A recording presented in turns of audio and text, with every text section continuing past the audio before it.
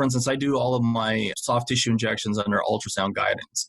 I can take that ultrasound probe, take a look at that shoulder, that gluteus tendon problem, and instead of just palpating where the problem is and saying, I'm going to point and shoot, I can actually identify where it's at, and instead of injecting into it, I can still inject into the sheath or even above it so that you still get benefit without actually causing damage, direct damage, like where you're mentioning of putting the needle into it and putting these toxic compounds in there. As far as regenerative medicine goes, we will actually go in and identify where the problem is and inject either platelet-rich plasma or bone marrow-derived stem cells or something along those lines to facilitate a healing response. Welcome to the Regenerative Warrior Podcast, Doctor's Edition, one of the fastest growing regenerative medicine and anti-aging podcasts in the world. Each and every Tuesday and Thursday, I talk to the top experts to show doctors how to market, manage, and magnify their practice to help more people and make more money. Each episode is short and to the point without wasting your time with pointless conversation. Learn the skills to be successful without traveling to seminars or paying for expensive consulting fees. Are you ready? Because I am. I'm Dr. Ross Carter, and it's time to start the Regenerative Warrior Podcast now.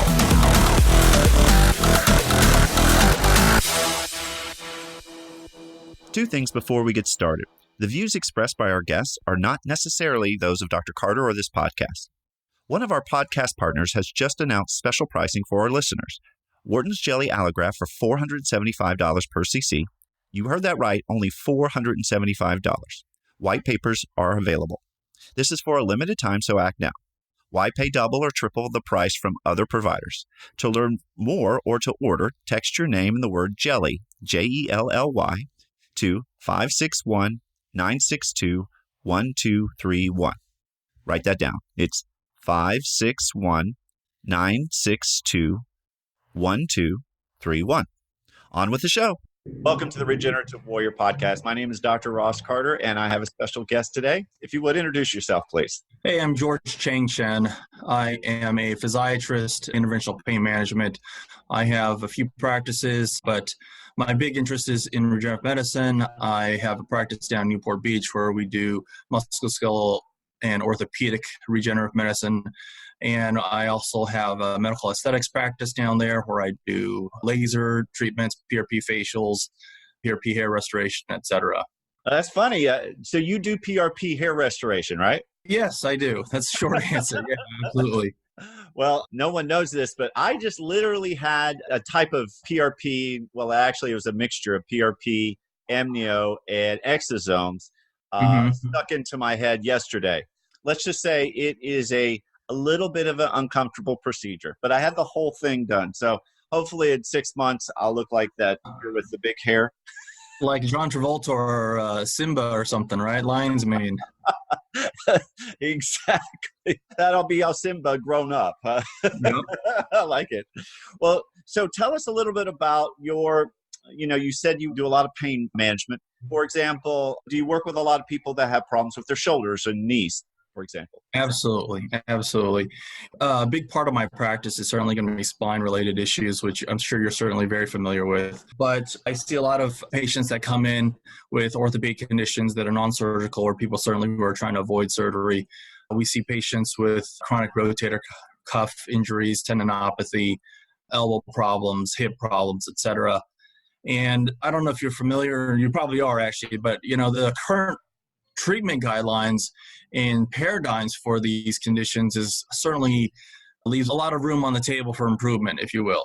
For those people who don't really know, what are the recommendations typically when somebody comes in with a condition like this for a physiatrist? What do they say to do? Sure. Classically, you have, if it's acute, subacute, you have what they call PRICE, which is protect, rest it, compression, elevation, ice, those kind of things. And a lot of times people are ordering a lot of non-steroidal anti-inflammatories, such as like ibuprofen, meloxicam, naproxen, etc. The thing is that purely doing nothing is going to help a certain subset of people, right? It's just like people who say, I did something yesterday and I quote unquote just waiting for it to go away. And a lot of people will have that, right? Natural healing. Right. The thing is that if it doesn't go away on its own, a lot of people end up with corticosteroid injections that have Kenalog or triamcinolone, local anesthetics. And the problem with these things is that they're actually very toxic to the soft tissue. They're incredibly toxic to tendon cells, soft tissue, cartilage, ligament structures. And if they're actually done without image guidance, a lot of times they're actually put directly into the substance of those tissues. It's sort of like taking a bad problem and potentially making it worse, even if it feels better for the short term.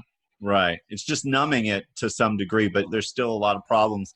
Plus, now you're making the area even weaker, or it could cause future injury. Completely agree with you.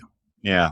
That's not okay. So how is what you do different than the traditional route of doing those procedures? Well, a couple different things. If one of my practices that I'm director of pain management at a county hospital, and these regenerative medicine procedures are, for the most part, not available in the sense that they're not insurance covered. At the same time, doesn't mean that you can't utilize the same type of prolotherapy principles when you're targeting these kind of things. So what that means is that, for instance, I do all of my soft tissue injections under ultrasound guidance. I can take that ultrasound probe, take a look at that shoulder, that gluteus tendon problem, and instead of just palpating where the problem is and saying, I'm going to point and shoot, I can actually identify where it's at, and instead of injecting into it, I can still inject into the sheath or even above it so that you still get benefit without actually causing damage, direct damage, like where you're mentioning of putting the needle into it and putting these toxic compounds in there. As far as regenerative medicine goes, we will actually go in and identify where the problem is and inject either platelet-rich plasma or bone marrow-derived stem cells or something along those lines to facilitate a healing response. And so what have you seen with the response? How many people have you been doing these type of procedures with, first of all? Oh, wow. I've probably had easily hundreds of patients. Okay, Yeah. So you've got a pretty good sense of how this is working for people, right? Yeah, absolutely. So what would you say, what are the patient's results? What do they say after a procedure like this? Say, for example, with PRP or with the bone marrow aspirated. What happens with them? So there's a lot that goes into this. Number one, it's not a pain procedure. If I inject lidocaine and it has a 45-second onset, then patients put the medicine in the right place. You're immediately going to feel benefit. You're going to say, yeah, before you even leave the office, you're going to say, I feel better. The difference with platelet-rich plasma or any type of these regenerative medicine procedures is that you're trying to elicit a healing response that's going to take potentially weeks and months. At the long end of the spectrum, you're really hoping to elicit a healing response where you have remodeling of the tissue. So, we have to tell people that, number one, what are the expectations and what are they expecting to see? I can tell you that, and this is in the literature as well, people who are motivated to get better, they have good protoplasm, meaning they're motivated to get better, they eat well, they don't smoke, they don't drink, they're getting 8 hours of sleep at night, those kind of things. Those kind of patients already have a leg up, right? Right. I like the part where you said you had good protoplasm. I like that. Yeah, absolutely. So, that's part of it, right? Right. Well, like when you go to a bar, you meet a girl, you say, hey, I got really good protoplasm. That's what my doctor told me anyway. I'm gonna print up T-shirts with that, and we can wear them. I've got good protoplasm. I'm sure that'll help dating. Yeah, exactly. So anyhow, that's part of it in setting the right expectations, and then accurately having the right diagnosis. Right? If all you have, like that old saying, right? If you give a man a hammer, everything looks like a nail. Right? And the truth is that none of this, it's regenerative medicine has a great role, and I'm really happy that it's there now, but it's not magic, it's not pixie dust, and some people are out there offering it like, I'm going to cure everything under the sun, and it doesn't really work like that. And I also really try to avoid using the word cure, which, it's nice when the patient says it, but I like to tell them that, I'm not Jesus. I'm going to try my best. But anyways, I'm just saying, I'm not trying to make miracles, although sometimes it feels like that. Well, and isn't it true that when some people get a PRP shot that you increase the inflammation and it doesn't relieve pain, it actually stimulates some inflammation and pain? You're absolutely right. And that's something, especially into a joint or into a tendon, which is what we do, that is a big concern. It's published out there, probably about 30% of people will get a post-procedural pain flare. That's worse when you have a lot of white blood cells in your PRP kit. And it's so frequent and so common that I just tell people to expect it. And if they don't get it, that's okay. But if they do, don't get too alarmed. Yeah, patient expectation is one of the most difficult things in this field, isn't it? Absolutely. Absolutely. So when everything does go well and you do a procedure, tell me about results and what you've seen. Wow. So I have this patient who has come back a number of times now. She was referred by a pain doctor over in Arizona, 70-some-odd-year-old, formerly incredibly active female. She was someone who said she would routinely ride 100-mile rides, like they're called century rides. She did that. She said she played high-level tennis. She would go hiking through the mountains, and she did all these things. And she said, I know I'm 70 some odd years old, but you can't keep me down until I got these injuries. And she was referred to me by someone who came to one of my courses that I teach on regenerative medicine. And she had a moderate gluteus medius tendinopathy on one side with partial fraying of the tendon at the insertion site. And the other side was actually even worse. They read it as moderate to severe, and most of the glute tendon insertion was absent from the insertion. Anyhow, she had trouble getting up and down. She could no longer ride a bike longer than around the block and go up a few stairs. I treated both sides at the same time. Took a look at an ultrasound. One side where the glute med tendon was essentially bald, meaning it was completely ruptured. A lot of her pain was really her IT band rubbing against that bone. Anyhow, I treated both sides.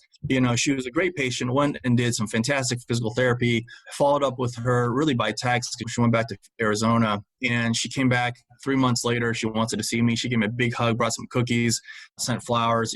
She said the one side that was less painful was 100% pain-free.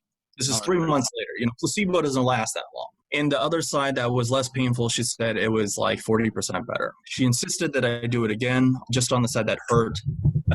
We did it again, same thing. And the last time I saw her was about a month and a half ago, and both of her hips were 100% zero pain. And this is over the course of a year. So, if placebo was going to be it, then it would have wore off already. I re-examined her both sides under ultrasound. It's interesting because the studies don't necessarily show that you have true healing of tissue. But I'll be honest with you, it looked a lot better. And she actually did go get a professional MRI done, or not a professional, but a real MRI done. And it showed that most of the fibers looked better than the previous imaging that she had as well. She was thrilled. She came to me with a completely different problem. She said, now let's treat this. And I see, and I'm not trying to keep rambling on, but I see similar things in patients that respond. And I think here's the big crux of this that people don't understand. And they say, well, we tried that and we didn't have good outcomes. Because everybody has, no matter what intervention you do for any patient, you don't know who's going to respond to what you give them.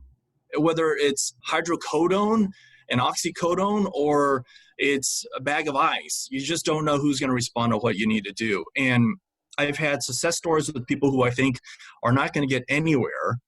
And I've had people who I think are a slam dunk for these things, and they don't work. And they come back and they say, Doc, it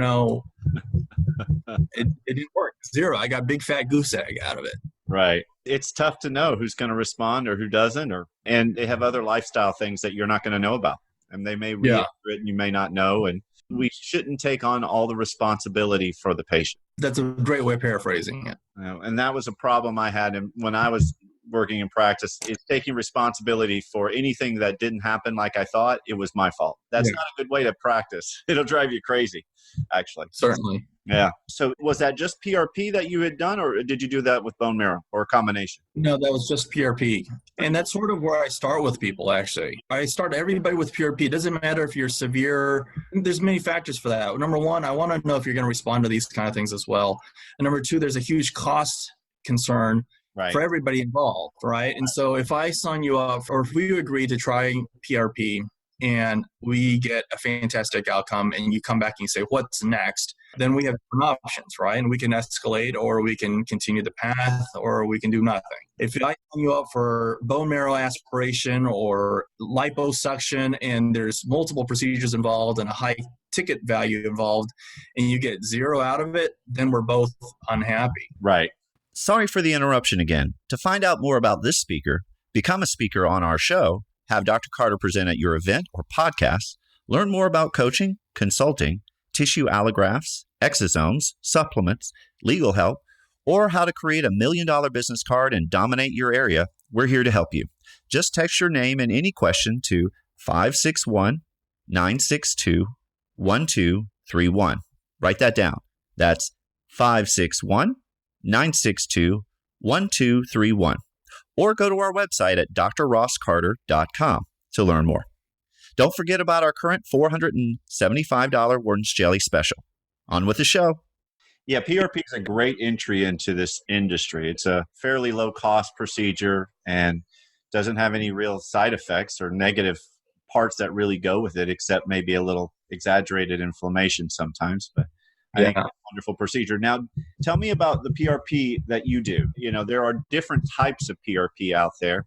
Tell us a little about your experience with PRP and what kind of PRP or how do you do it? So that's a great point you bring up. And it's unfortunate because people will go and they'll get some of these procedures done and they don't have good outcomes and they think, well, I tried that and it didn't work. Right. So there's many concerns here, right? Number one, how did they obtain their PRP? And the platelet-rich plasma, you'll see kids out there that pull as little as 3 to 5 cc's of blood. And then and you're laughing. And that's a concern for many reasons. Number one, you have to realize that the platelets make up a very, very small portion of the blood. I always give the analogy. It's like if I told you that there was gold in the hills and you went up with a bucket, one small bucket, and you filled it up with dirt, you came back down, you got 0 gold out of it.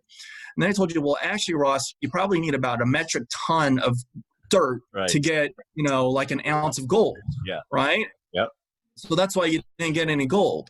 Well, it's the same thing. If you're trying to get a good amount of platelets out, and that's really what you want, getting 3-5 cc's of blood is really going to give you a very meager number of platelets. In fact, you'll see these spins where they do it, and when it's done, you can't even see the buffy coat because it's just like a little dot.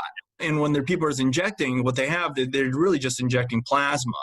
Right. Now, there's growth factors and cytokines in the plasma as well. But anyhow, that's a concern. What I use is it's an FDA-approved device. It's made by a company, and they have produced a PRP kit, and it's set up to be utilizing about 50 cc's of blood, and it's very easy to use. I've had a great success with it. It's a single-spin system. How much PRP, the official, do you usually get out of a 50 ml vial? It's actually relative to what you need to do. So, that's actually a bit of a misconception, if you will, because you can control how much volume you use. You could technically pull up everything that's the plasma and just the buffy coat and probably have 20 some odd cc's of quote unquote PRP just by removing the red blood cells, right? I usually pull up somewhere, it depends on what I'm going to do. If I'm going to put it into a large joint, I might use 5-6 cc's. If I'm going to put all of it literally only in a tiny little place, I might only need maybe 2 cc's. If I'm going to put it into hair, the truth is, and like you said, you had it yesterday, it's so painful, we're not going to be able to get 10 cc's or 5 cc's of PRP into your scalp. You would be chewing on a piece of leather at that point, and so we're just going to concentrate it down and maybe get, a cc and a half in the scalp where we want it and be happy with that. So it's really based on, but you're usually getting 1 to 5 cc's from a 50 ml vial. Is that correct? Right? Correct. So it's super concentrated. And how is this, say, kit or this type of PRP device, is it any different than the other devices that are out there or kits that are out there? Well, it utilizes, there's one thing that comes with this system that I think is very good, and they call it a benchtop press. And I don't know if you used it before, but it's hard to describe without seeing it. But you can essentially advance the plasma out of the widget, if you will, at a very slow, controlled pace. And then what comes right after that is going to be your buffy coat fraction. And so it's a very, very fine way of slowly extracting the portion that you want. That helps sets it apart. Some of these other systems out there that I'm not going to mention them by name. There's a dual chamber system that's been out for probably 20, 30 years. That one people use for a long time. You see that it's funny because it's got 2 chambers, and one chamber is a large chamber. You put the blood in, and after it's done spinning, supposedly this other side is where you have the PRP. But if you hold it up and you're looking at it, you really realize that the 2 ends look almost identical. And so that's my big concern with some of these systems out there, is that they say that they're accomplishing something, but if it can't accomplish the one thing it's made to do, then it's really not doing a good job. That's very true. So you're using this PRP and you're using it for joints. What joints have you seen the best results from with this type of procedure? As far as joint treatment and treating probably OA. I've had good success with knees. I've had great success with shoulders and elbows. And what I mean by that is that when people have arthritis to the knee and even some ACL, LCL, and meniscus injuries, I've had good success with that. So once you've done PRP, how do you start the process of recommending, let's say, a stem cell regenerative procedure like that? How do you get into that conversation if you start with PRP? So my biggest thing is that I feel like patients should be the ones driving the ship on their treatment plans. We're doing this together. But let's say I see you back in 10 weeks and I say, well, how are you doing? If they're smiling, I know we're going the right direction, right? Hey, I feel like I'm 30-40% better. I'm walking further. I'm sleeping better at night. I don't have aches and pains when I go up and down stairs. Then they say, okay, what's next? And then I give them an option. Well, hey, I'm glad you're doing better. That tells us that you're responding to these therapies. We can either repeat the PRP or these are your other options. And there's things that are off the shelf that are options we can discuss. And there's also things that are a little bit more entailed, like doing bone marrow or adipose. And then I sort of give them pros and cons. And then I also give them the numbers. There's more procedures, but then there's also financial cost to it. And then we kind of gauge where they want to go from there. There are folks that have come back. Let's say the opposite is true. Someone comes back at 10 weeks and they say, well, I got absolutely nothing out of it. The question is, okay, being a complete non-responder obviously is not favorable to any of us. The question, therefore, is, was PRP just not essentially enough for what you needed? Or are you going to possibly respond to, or because of that, are you going to respond to maybe stem cells? And that's a tougher conversation because now, we're saying, hey, this first thing didn't work. We're going to need to do something much more invasive or much more costly. And we still don't know if you're going to respond. Again, I let the patient make their own decision where they want to go with this. Are you using any allograft products? Currently, it's a pretty small portion of my practice. I have used them in the past.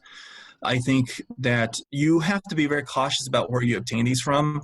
There are companies out there that have a very well-documented supply chain. For instance, there's a company that gets all their materials from the University of Utah. That's a big university. What I don't like is when someone says, well, I sell this product, and I say, well, where does it come from? They say, well, the parent company is XYZ. And I look at the parent company, and I get to a website that has 3 pages on it, and it doesn't even have a phone number, right? And then I say, well, where's the parent company for this parent company? You chase it down the rabbit hole and it's just something in the Cayman Islands, and so that makes me nervous. But I do use some allogeneic. It's just become a smaller part of my practice now. And so if you do a autologous procedure, are you going usually for bone marrow or do you do adipose or some derivative? I typically go for the bone marrow. And that's really because studies have shown that if you're trying to get the stem cells out of the fat, the ways that the FDA says that you can get them out of the fat, which is really just fragmenting the fat, show that you can probably get like 5% of them out. And that's a relative number based off of the total number that they've been able to get out of by adding chemicals and compounds to it. Meaning, if you add like collagenase to break down the collagen and you spend a lot of work getting out the stem cells, sure, you can get a nice yield, but those types of procedures have been, or those types of modalities have been essentially banned by the FDA. Right. And so all you can really do is just fragment the fat and then try to pull it out. The other caveat to that, and I'm keep talking, but the other caveat to that is that if you really want to process the fat, it's a long procedure and you have to pull it out, you have to process it, you have to add chemicals to it, you have to wash it, and the process itself could take 45 minutes, an hour to do it right, and it's a lot of work. Well, that's no fun. So bone marrow is a lot easier, would you say? Correct. Would you say it's easier on the patient as well? Yeah, it sounds a little bit tough to them when they hear big trocar, but the truth is it's not a bad procedure, and there's less pain, there's less bruising afterwards than even doing the liposuction. So you've been doing that for a while. Have you found a bone marrow kit or something that you use that you like over all the other ones? Yeah, the same company. I utilize the same company for most of my medical supplies regarding regenerative medicine. That's the Apex Biologics system. And they have a bone marrow kit that they have come out with that I utilize, and I think it's fantastic. Easy to use, getting great yields. They have actually documented a series of bone marrow aspirations from independent practitioners in the community who have sent them off for quantification. And I think they're going to be publishing that pretty soon as well. But I think it's a fantastic kit, very easy to use. And it's cheap. Does it include centrifugation or non? Is it non-centrifugation or centrify? No, you still have to centrifuge it. Okay. There are kits out there that purportedly, it's really like taking a bone marrow aspiration, like testing for cancer or something along those lines. It's just a bone marrow biopsy kit. There's a question of whether or not they're really getting as good of yield as what we do when we obtain bone marrow aspiration. And use centrifugation. I got you. Correct. Excellent. And you've had great results with the bone marrow so far? Yeah, absolutely. I wish I got to do it more often. Really? Well, what happens is that there are patients that respond really well to the PRP, and then we might try allogeneic if they're not interested in bone marrow. What happens, I think, with the bone marrow for me is that cost becomes a little bit of concern for people, and we've adjusted that. And also just the fact that some folks get skittish about having the second procedure for it. Although, honestly, I really don't think it's a really big deal. Yeah, I mean, that's what I've seen across the board as well. It can get expensive, and, some patients are just not a great candidate for it. You won't do the aftercare. What about aftercare? That's what I didn't ask you about. How do you work with somebody, let's say, that has a problem with the joint? Okay. Like a shoulder, for example. Do you have a series of exercises or rehab, or what is it that you normally do with them? A couple big things. Number one, I tell them that if we're treating like something like the rotator cuff or tendon or ligamentous injury around the shoulder, I tell them that the healing process is going to be weeks to months. And this is true with anything. I see people with ankle injuries who say, well, I'm a runner. I do 4 or 5 marathons a year, and I've got a marathon coming up in 8 weeks. And I say, well, unfortunately, that one's probably off the table. And so what am I trying to say? I tell folks that, number one, you're not really going to do a whole lot with that shoulder until the post-procedural pain is resolved. And that could be anywhere up to 2 weeks. I treat them essentially not that different than, let's say, someone who has had a shoulder replacement rehab. So, it's pendulum swings and wall climbs and gentle range of motion kind of things right off early on once the pain is gone, and then slow progression. Typically, what I tell them is that for them to direct their own rehab is going to be very challenging. You and I things might make perfect sense and we might be able to sort of direct our own rehab. But what I tell essentially all the patients do is to go find a high quality physical therapist or high quality chiropractor and someone who's really going to spend one-on-one time with them, not one of these cookie cutter places where, they spend 5 minutes with you and hand you a list of paper full of exercise and send you home. So anyways, I tell them find a high quality physical therapist, chiropractor, someone to work with them one-on-one, and expect that, rehab can take up to 12 weeks at least. They've had their problem for quite a while and they can't expect it to go away overnight, which they Correct. Don't. Well, beautiful. I think we've covered everything pretty well. Is there any final thoughts that you'd like to share with me? Not a whole lot. I guess if anybody's interested in getting some ultrasound training or things like that, we do a lot of courses. Most of my courses are down in Southern California. I do have a website if someone wanted to check it out, www.regenmeddoctor.org or GCC, the letters like G as in George, C as in Charles, C as in Charles, GCC Institute, I believe .com and .org. But you can check those out. What is your training about? So a lot of things that we talk about. My biggest thing is I'm trying to give people a mindset of how to approach this, all right? And that's number one. And then number two, we talk about, I teach people how to do procedures, how to do diagnostic ultrasound for musculoskeletal injuries, aspirate bone marrow, these kind of things, and to do them in a high quality way. We also discuss logistic and technical things like, how to talk about people about a cash-based procedure, how to keep your nose clean with the FDA and not say things that are not only unethical but illegal, and those kind of things, show them, legal forms and things like that, and go over all of those kind of things. We also do some aesthetics as well. So what type of aesthetics? So I do like lasers and all therapy and these kind of things, which are fantastic, but they're very expensive. So for instance, the laser machine I use, it's a PicoSure by Cynosure. That's a $300,000 laser machine. But yeah, it's a little pricey. But these things are FDA approved. They get fantastic outcomes for people, and you'd be surprised. I think people can hurt and they won't do anything about it. But I get patients, the vanity, I guess, is what I'm trying to get at. Vanity is something that people will pay for. We do that, and that does promote collagen and elastin in the skin. We're going to be incorporating more and more of that into the courses that we teach in the future. but we'll have some of that. And we're working, if anybody out there sells lasers, we're looking for someone who wants to come in. So perfect. So your courses basically teach how to practice regenerative medicine, do bone marrow, how to talk to patients, and how to do it with aesthetics as well. Is it a correct. 1 day or 2 day course? It's typically 2 days. Sometimes we do 3 day, but it gets hard for people as well. So it's a bit of a marathon. All right. Well, wonderful. Thank you so much for your time. It was very interesting conversation, and I appreciate everything. Thanks for listening to our podcast. Please subscribe to be notified of all new episodes, and also like and share this to help us grow.